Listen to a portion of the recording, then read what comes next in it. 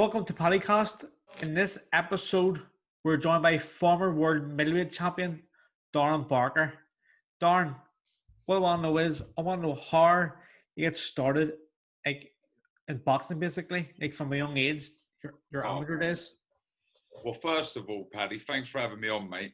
It's you know, I guess like all of us, we'll do a few podcasts, but it's nice to do one from a former boxer. You know what I mean? Someone who's been there and they know the game inside out. So it's an honour, mate. I appreciate it. Oh, thank you. Do you know what? For me, it was kind of like, I guess, like a typical story.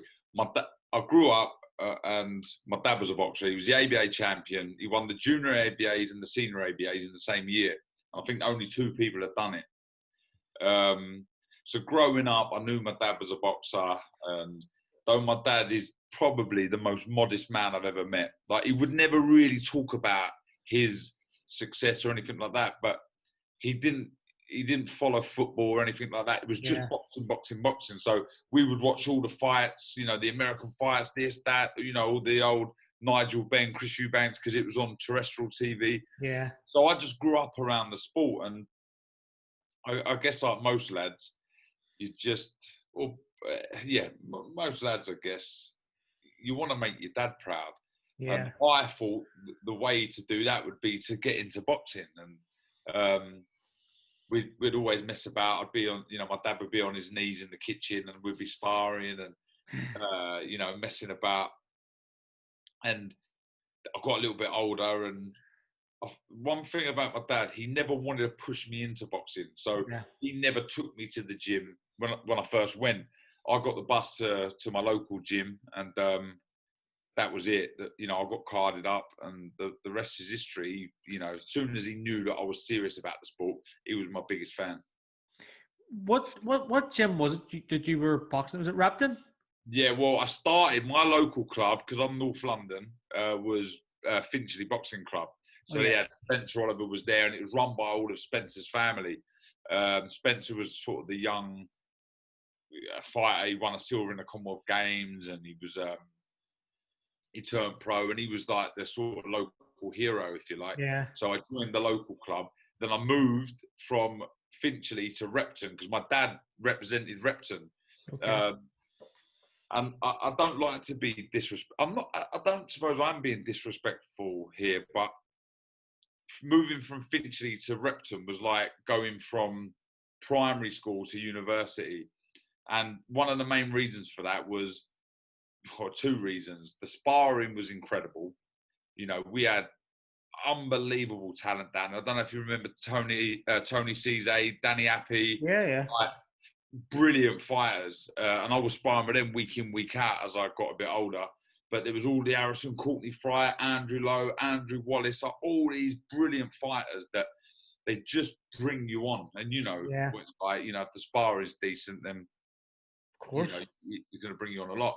And then there was another man, Tony Burns, who I owe a lot to. He was the main man. Head coach, yeah?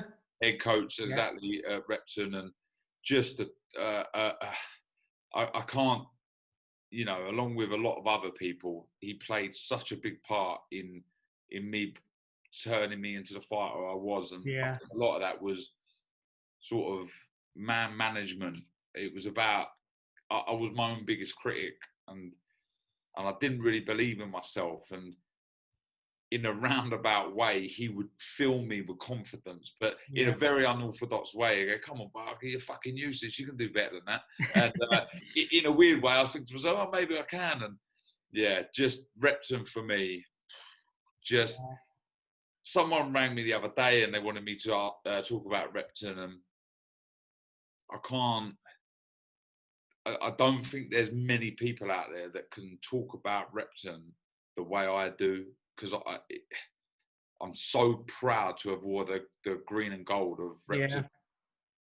And I know this sounds mad, but just as proud to wear those colours as I was to wear the England vest. Yeah. That's crazy. But you know what? Even we're talking about Repton Boxing Club here. Like, if you came to any boxing person in Ireland, like Repton it's on everyone's mind. It's one of the We top used to clubs. go there and fight the Dockers. And Dockers Every of year, Belfast. in the Dockers Belfast, we used to go there. So we'd do 2 legs. So every single season, we'd do a home leg, away leg, sorry, at the Dockers. And then we'd do a home leg. It was in the City of London. Every single year. Yeah. I must have gone to Belfast, I don't know, 6 or 7 times representing Repton against the Dockers. Yeah, that's crazy. But it's like your own career yourself, I don't know much about your junior career, but I'm a massive amateur boxing fan. I know nearly everything, right?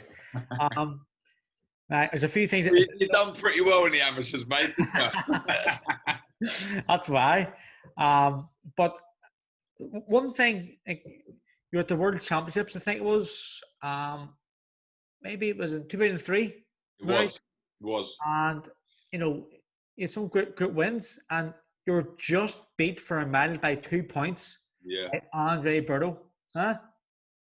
Do you know what, Paddy? Like, I like to think I'm really honest when it comes to boxing, and if I feel I lost the fight, I'll say I lost the fight hands down. I was 7 points up going into the last round. It was the old computer scoring, and I lost by 2 rounds. And I've watched that fight back, and I'm convinced I beat him. But a great experience. Yeah. Being out, first time I've been to Asia, and it was incredible. I'll tell you what, mate. I was really nervous. I was like a 20-year-old lad, but I was inexperienced. I'd only had the Commonwealth Games, and before that, so it was weird how I'll quickly go back. So when I was a junior, I was useless. I had no maturity. I had no hairs on my legs till I was like 17, 18. And the first title I won was the NABCs at 17 years old. Off the back of that, I was in the senior ABAs, and I got to the semi-finals. I lost an account back. And then off the back of that, I was only 18. I got picked for my first England international, and it was in Hungary. And it was a tough multi-nations. You know what these are, multi-nations. Yeah, they're tough. I was in Hungary somewhere, and I ended up winning a gold. So it was my first 3 fights for England, and I won a gold. Off the back of that, I got picked for the Commonwealth Games. So you can think how quickly that went. Yeah. I won the Commonwealth Games. I'd had 7 fights for England. I had the 3 fights where I won the gold medal. I had the 4 fights at Commonwealth Games. I had 7 fights for England, 7 wins, 2 gold medals. Next thing I know, I'm in the World Championships. I'm thinking, flipping heck. Like, it's just gone so quickly.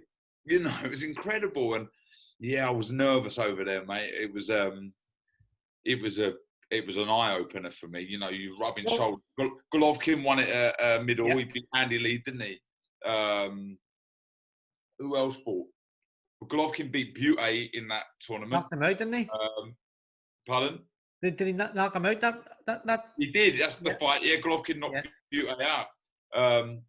There was, who else won it? I can't remember. There's some brilliant fighters in it, and it toughened me up. I tell you, I was shitting myself. But saying that there, you were relatively a novice on the international scene, and you were doing very, very well, because before we talk about your pro career, you won the Commonwealth Games in Manchester, and to me, what stands out about this is the fact that Daniel Gale also won that fight before you at the weight above.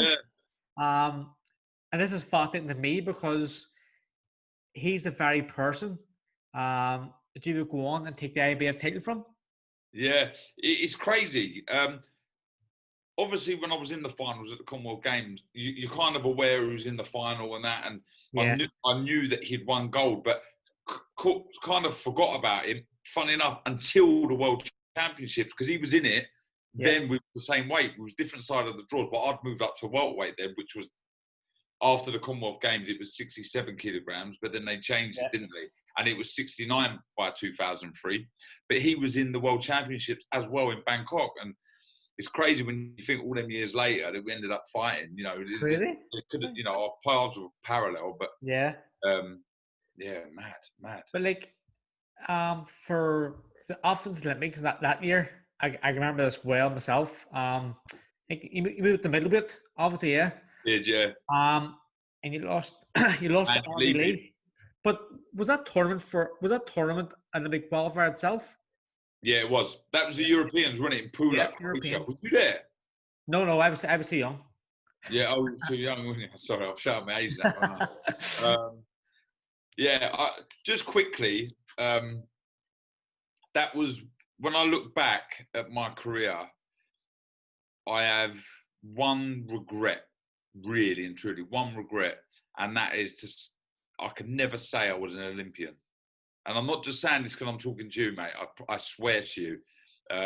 Medals aside, I remember my dad talking to me about the Olympics, how great it would be to say you was an Olympian. You know, you're in an elite group there, mate, and you should be so proud of yourself. Yeah. I mean, it's the one thing that I think was missing from my career. I went to the Commonwealth Games, I went to World Championships, I went to the Europeans.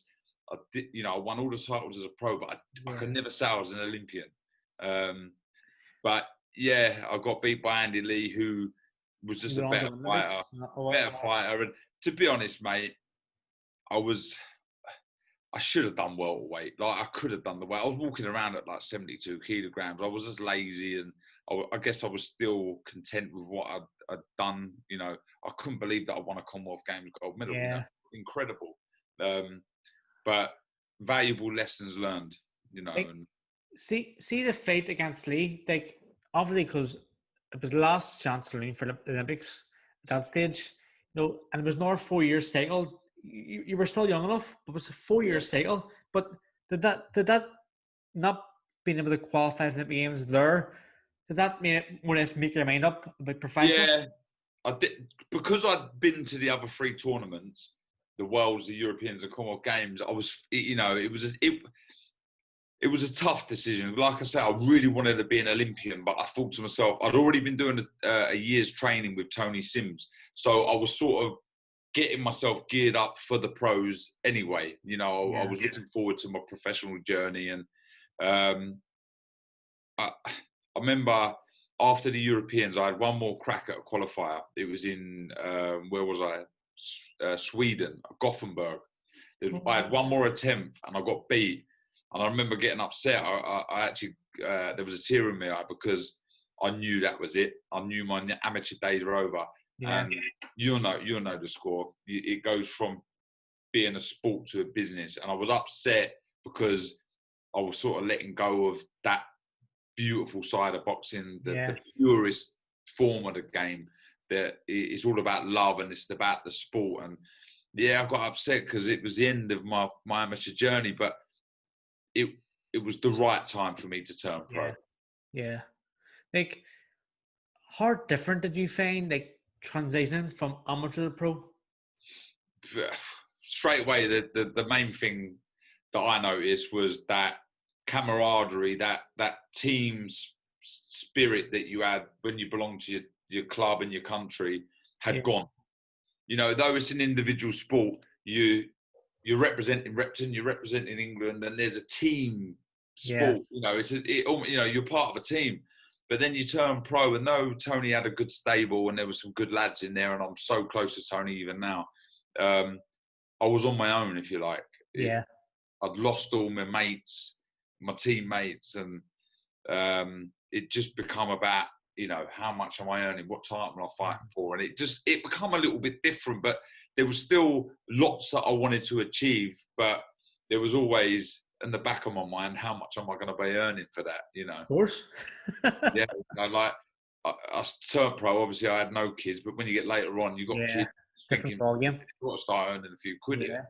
Like, you had a great pro career, picked up British, Commonwealth and European titles before going on to lift the world title. Like, your first career loss, I think, was to the great Sergio Martinez.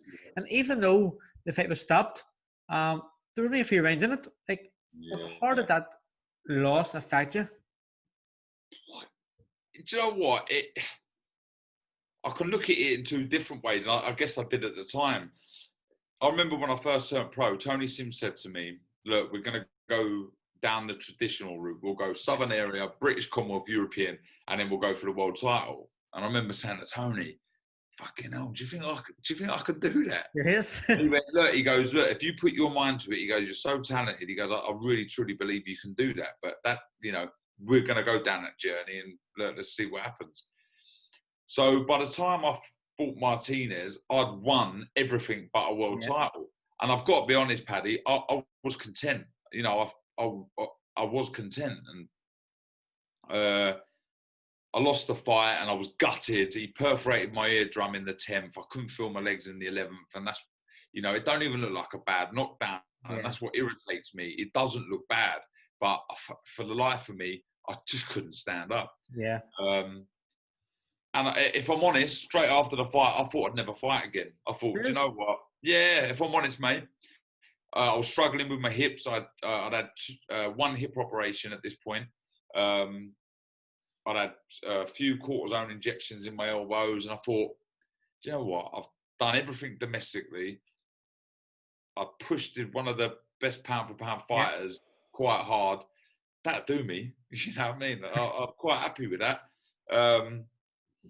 And then I had another hip operation, and I was out the ring for 14 months. But I guess, I'm going to have to talk about it, but my brother had passed away, and that was a big part of my journey. And when I lost my brother, I hadn't won no title, bar the Southern area, and I just couldn't bear fighting without him because we were so close. And the way I changed my outlook was, if I can't fight with him, I'm going to fight for him.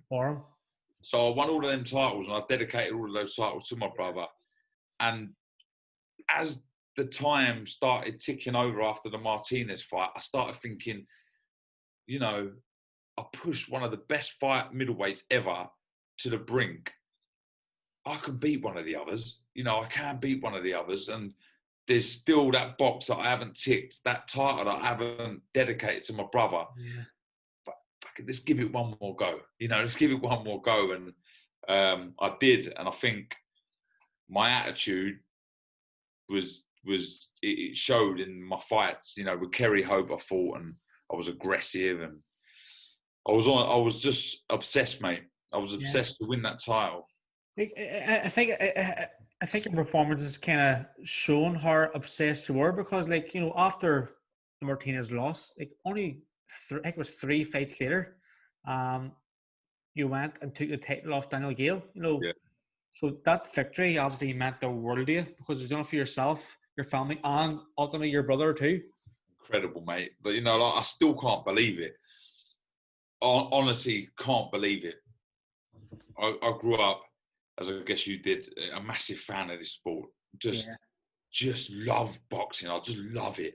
And rubbing shoulders with some of the great world champions who I met through Repton, John H. Tracy and different, Maurice Hope, fighters that I'd met and I was in awe of, because they were world champions. I was desperate to become a world champion. And that night was, I struggled to put into words. I was nervous, Paddy, if I'm honest. I was really nervous before the fight, because I knew if I didn't beat Daniel Gill, that would have been it. I never would have fought again. I told everyone, this is it. So I was nervous, and luckily it all went to. Luckily, what the plan.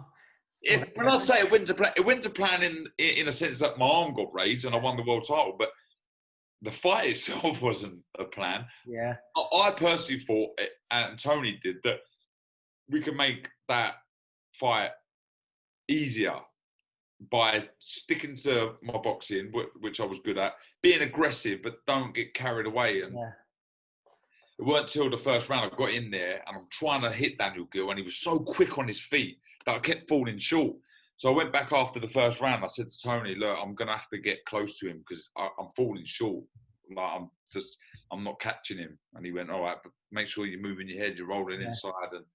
And luckily I was so fit for that, Paddy, honestly, mate. I trained so hard, obviously knowing it would have been my last chance. And then to hear Michael Buffer get my name right, he didn't call me Baker like he did in the Martinez fight, and say and the new was just, you know, I've said this before, mate.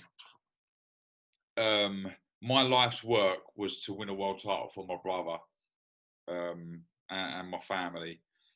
And I don't know if you've heard it, but you know, like when a honey bee, it works for the queen bee. But when the queen bee dies or whatever happens, those bees become useless. Their task has gone. They don't know what to do. That, I have to admit, is a bit like me moving forward. Though I don't miss boxing, I've achieved my life work. Yeah. You know, my life's work was to win. And even though I'm only 38, there forever will be something missing because I don't have a goal now. I don't have something to aim for, which I have my whole life. My whole life I was aiming for that world title. And, you know, I hope one day that something drops on my lap and says, right, this is your new task. This is what you're meant to do now. Yeah. You know, it's hard. You know, it's hard for, like I say, though I don't miss boxing, when you've had it your whole life, it's hard to sort of not do it anymore. I think it's good what you're doing now. You're working obviously with Skynet there. Yeah. In sense. So it's keeping you involved and probably keeping you going. Yeah. Look, I've tried training. I've tried training Dave Allen, and it's not for me. When you've had that discipline for so long, you've got to be disciplined to be a coach. And I just don't have that desire to be that involved in somebody's career. Because I know how hard it is. But to do what I do now, talk about boxing, watch boxing, commentate when I get the opportunity, it's brilliant, mate. I'm loving it. But there's not that goal. There isn't that, what am I, you know, what is the next? Your own purpose. Yeah. And I don't know if you feel the same. You know, I guess a lot of retired sportsmen do feel like that. But by no stretch am I depressed or am I anxious or nervous. I do feel a little flat at times, but what I'm doing here, like I count my blessings every day. You know, it's good to be rubbing shoulders with these great fighters and some of these great people involved in the sport, and I feel very lucky, mate. Like, your final fight against Felix Sturm, another tough fighter. But think of a plan, and I think you mentioned there as well. It was your hips, that ultimately made you retire, basically, in the fight. You know, how tough was it to overcome that there, to lose your title because of injury? I'll tell you the toughest thing, mate, was. Look, I'm a man. I'm a dad of 4 now. I'm a mature person, and I can tell you now, the hardest part of that whole thing was having to fight again. I didn't want to fight again. I was won a world title. I never wanted to fight again. I didn't want to do it anymore. You know, I instantly, from that moment, becoming a world champion, I became soft. I became the most content man on the planet. Yeah, it's content. But what happened, Paddy, and I'm happy to talk about it here, when I was a voluntary defence for Daniel Gill. So when it comes to voluntary defence, they say, look, we're going to offer you this money, take it or you leave it. Do you want to fight for a world title or do you not? So they offered me $150,000 to fight for a world title in Atlantic City. They take 33% withholding tax. So straight away, that takes me under 100 grand. Then I've got to give trainers, managers, which I didn't mind doing. And the board, you've got to give your board expenses. You've got to pay, I had to pay Eddie because it wasn't another promoter's show. I'm left with no money. So I'm world champion, and I've spent my money from Martinez on my house and that. I haven't fucking got a pot to piss in. So I've got my daughter, my oldest now. She's 9 now, but she was a baby at the time. I've got to fight again. And I suppose. Paddy, I didn't want to fight anymore. I didn't want to do it. But what I will say, and you know, I've got a little bit of stick up in the past before. People saying that I was injured, and I was injured, but I was injured for the Gill fight. I was injured for the Martinez fight. I was injured for the Sparta fight before that. I knew how competitive I am. So I thought to myself, look, I'll go there, I'll make the weight, and I will beat Sturm. Because once that first bell goes, I'll be so determined to win. You know what it's like. The bell goes, you just get down to business. And I've got to be honest, though, I didn't want to fucking be there. I didn't want to beat him. I didn't want to do it, but I believed I could beat him. I've looked at my travelling supporters that come to Stuttgart and Germany, and I thought, do you know what? I'm going to do this for them. But it didn't work out. I watched that fight probably 3 years after because I was so gutted that I hadn't signed off with a win. Which, by the way, if I would have beaten Sturm, I never would have fought again. Yeah. It was going to be my last fight. You know, I got paid well for it, but I never would have fought again. But I'm just gutted I couldn't win for the fans. But I watched that fight 3 years after, and I was weirdly, in an odd way, proud of myself because I knew what pain I was in through the hip.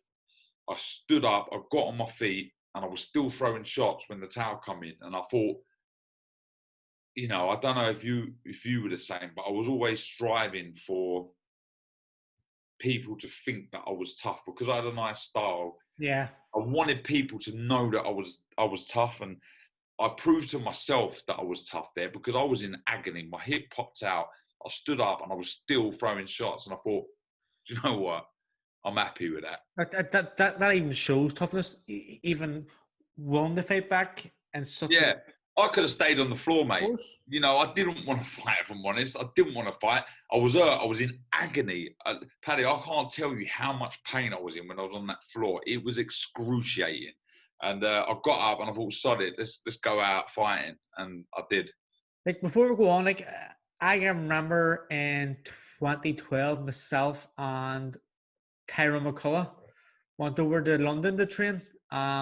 We were at your gym for a few sessions with Tony Sims and yourself. Yeah.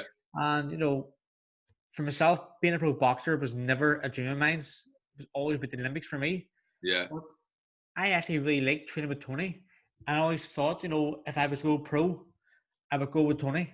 But just the way it turned out, I amateur for longer. Great man he was, you know. Great coach. Great coach. Just, you know, with Tony, for me, I didn't want to let him down. He had a way of getting the best out of me, and just a feeling, like I say, that I would have done anything for Tony. I believed everything he told me. I trusted Tony, and me and him are like that now. We speak to each other all the time. I'm telling you now, I couldn't have done it with anybody else. Anybody else.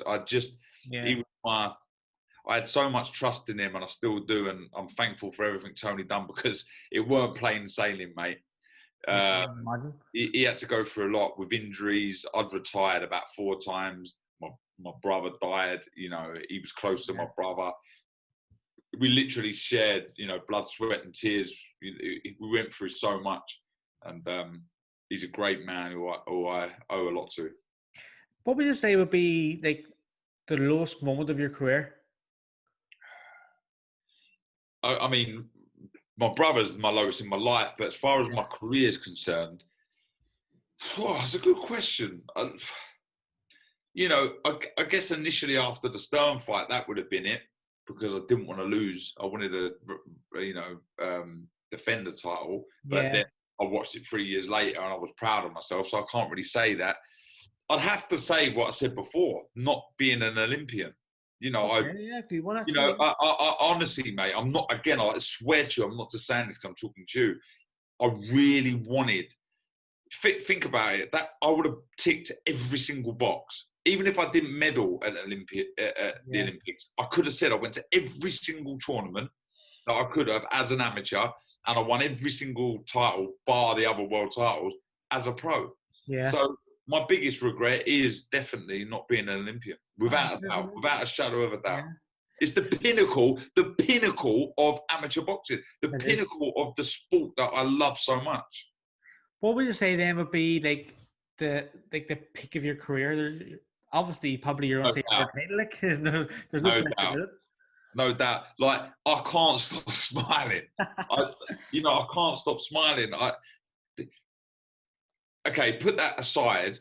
Every single title meant a lot to me, but I think the one that really got my career going was the Commonwealth Games.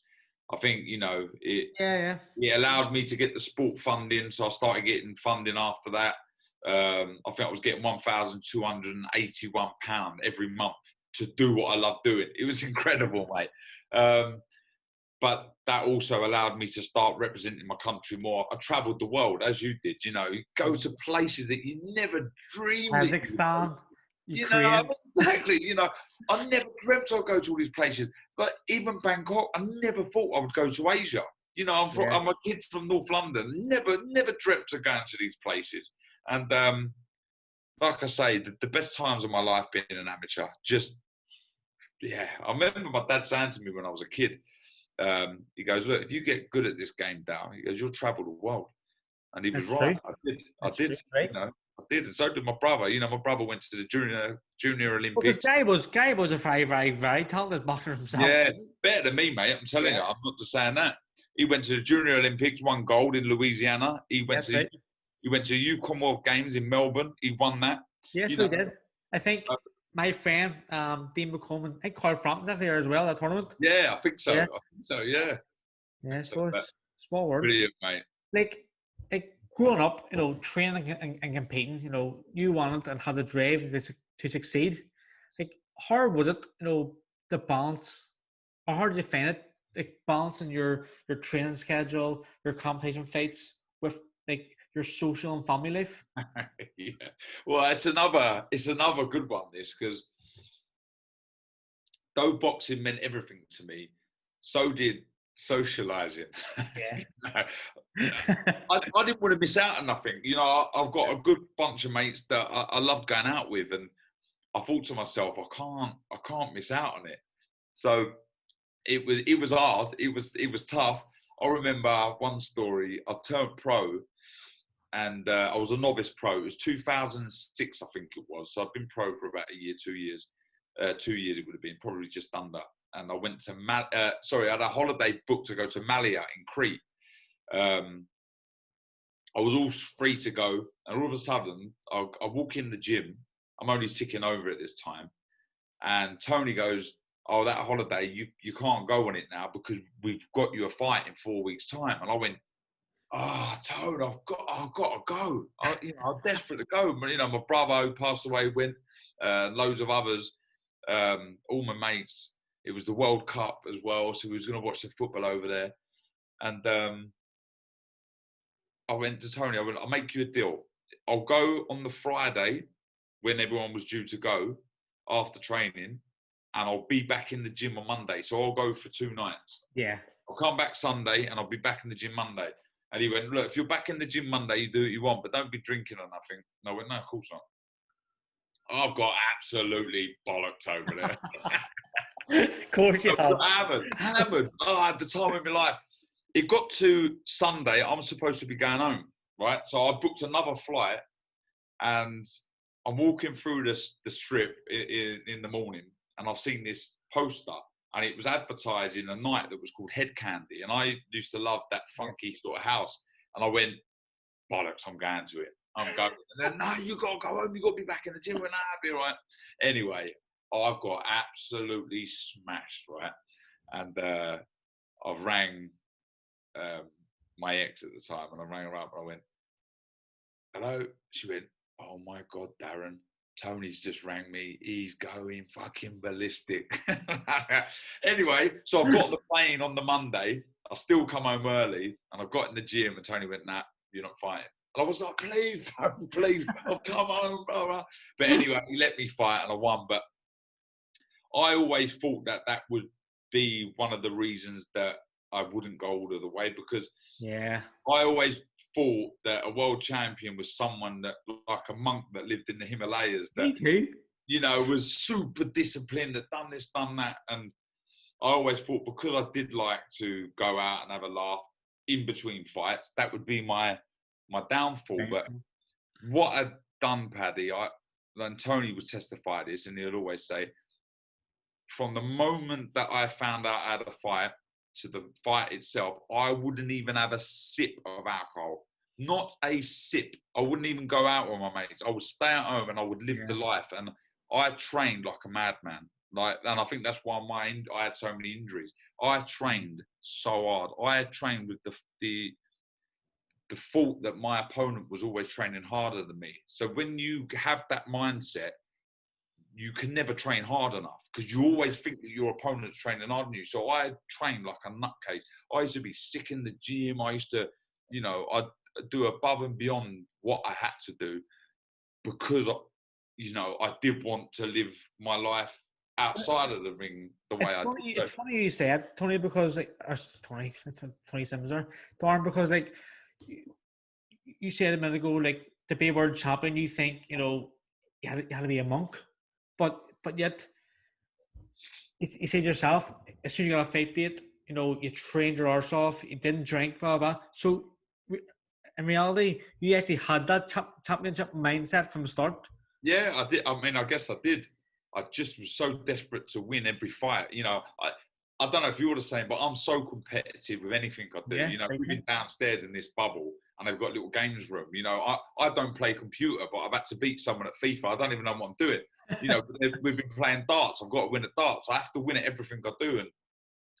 And that was one thing that really helped me because I was so competitive. But when you've got that competitive nature, you bring that into your training, and I trained so hard. So every time I got into the fight, though I had enjoyed myself before training camp started, I knew that no one could be fitter than me because I've trained harder than I imagine my opponents trained.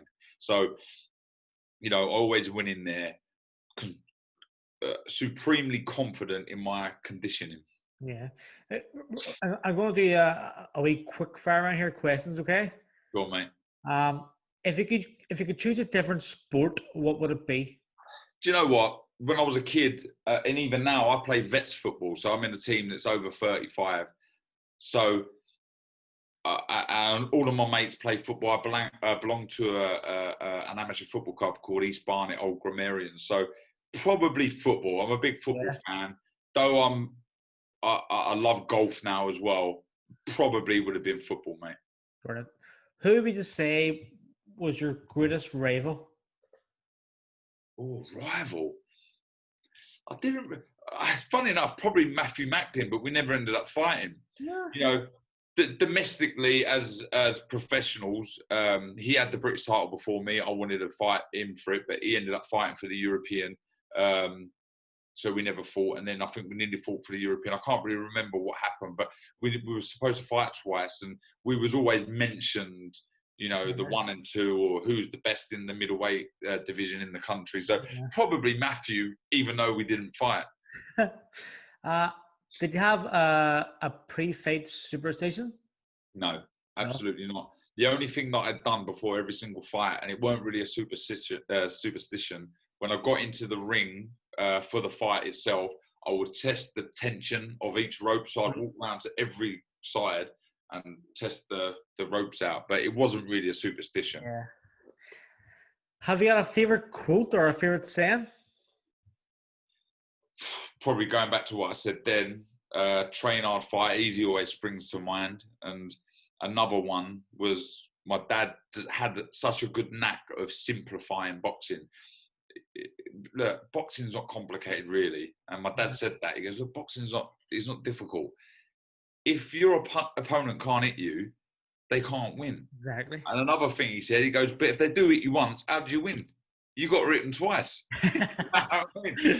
Well, that's simple then. Yeah, it is simple though. If you hit your opponent more than he hits you, you can't lose. But if they can't hit you, you also can't lose. So that was it. Who would you say would be your favourite sports person, past or present? For me, Mike Tyson.